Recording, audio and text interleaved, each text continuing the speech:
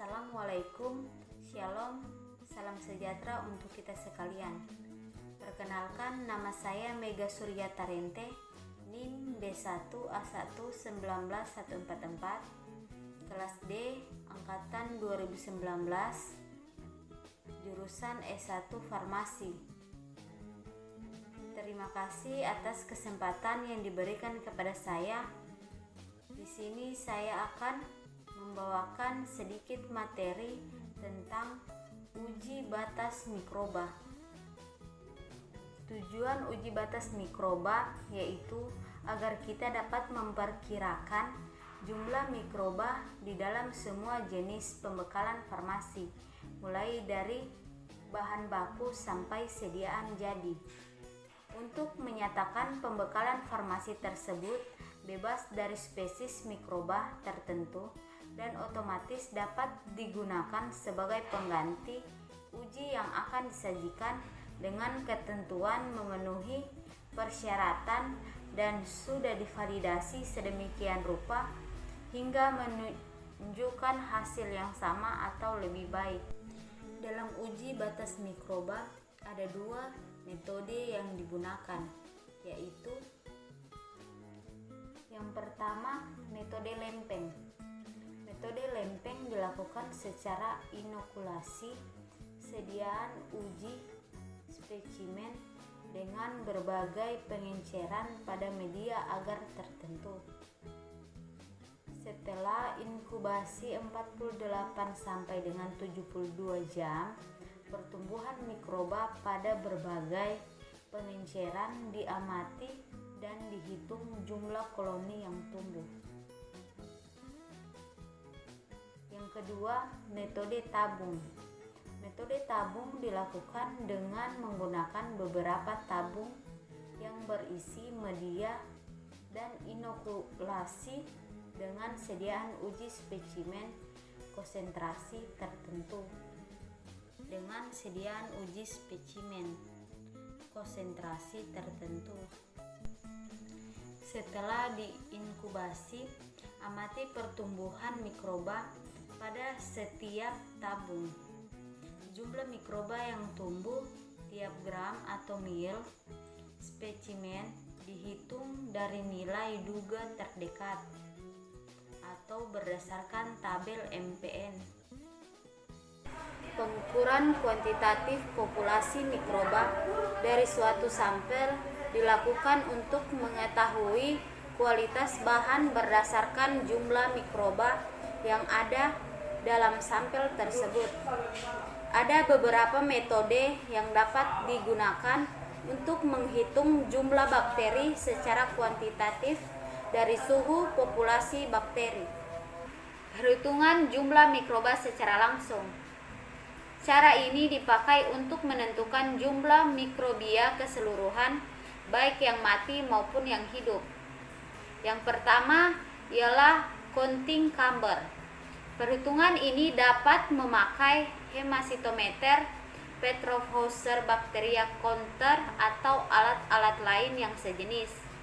Dasar perhitungannya ialah dengan menetapkan satu tetes suspensi kultur atau biakan mikrobia pada alat tersebut, ditutup dengan gelas penutup, kemudian diamati dengan mikroskop yang pembesarnya tergantung pada besar kecilnya mikroba, dengan menentukan jumlah sel rata-rata tiap petak atau ruangan yang telah diketahui volumenya dari alat tersebut. Dapat ditentukan jumlah sel mikroba tiap cc. Yang kedua, cara pengecetan dan pengamatan mikroskopik. Pada cara ini mula-mula dibuat preparat mikroskopik pada gelas benda. Suspensi bahan atau biakan mikroba yang telah diketahui volumenya diratakan di atas gelas benda pada suatu luas tertentu. Luas bidang pemandangan mikroskop dihitung dengan mengukur garis tengahnya. Jadi jumlah mikroba yang terdapat pada gelas benda seluruhnya dapat dihitung. Yang ketiga, filtrasi membran. dilakukan dengan cara disaring sejumlah volume tertentu suatu suspensi bahan atau biakan mikroba, kemudian disaring dengan filter membran yang telah disterilkan.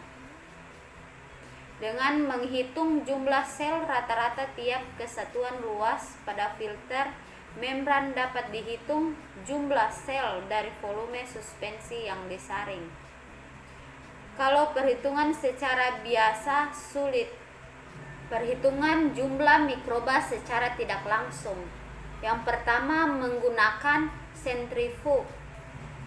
Caranya ialah 10 cc biakan cair mikroba disentrifug dengan memakai sentrifug yang biasa dipakai untuk menentukan jumlah butir-butir darah. Supaya hasilnya dapat dipertanggungjawabkan, maka kecepatan dan waktu sentrifusi harus diperhatikan. Setelah diketahui volume mikroba keseluruhan, maka dapat dipakai untuk menentukan jumlah sel-sel mikroba tiap cc. Yang kedua, berdasarkan kekeruhan.